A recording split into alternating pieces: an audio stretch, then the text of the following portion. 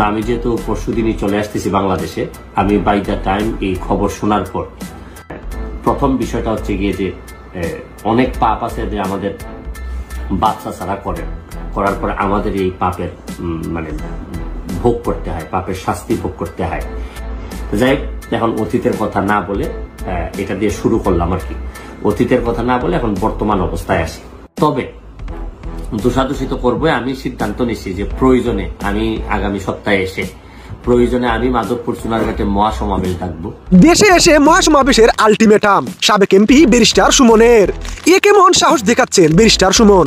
Facebook লাইভে এসে তিনি বলেন, আমি দেখছি ফেসবুকে আমাকে নিয়ে অনেকে ভুলভাল লেখালেখি শুরু করছেন। আপনারা আমাকে নাকি হাতের কাছে পেলে জানে মারবেন, আর হুমকি দামকি, আমাকে বিশ্রী ভাষায় গালিগালাজ করছেন। আপনাদের এমন ব্যবহারে মনে হচ্ছে আমি কোটা আন্দোলনের সময় শিক্ষার্থীদের বিরুদ্ধে বন্দুক নিয়ে দাঁড়িয়েছিলাম। আমি তো কোটা আন্দোলনের পক্ষেই ছিলাম, তাহলে আমাকে নিয়ে কেন উঠে পড়ে লেগেছেন আপনারা? আমি আর সব সহ্য করতে পারছি না। সিদ্ধান্ত নিচ্ছি যে প্রয়োজনে আমি আগামী সপ্তাহে এসে আমি মাধবপুর চুনারঘাটে মহাসমাবেশ ডাকবো।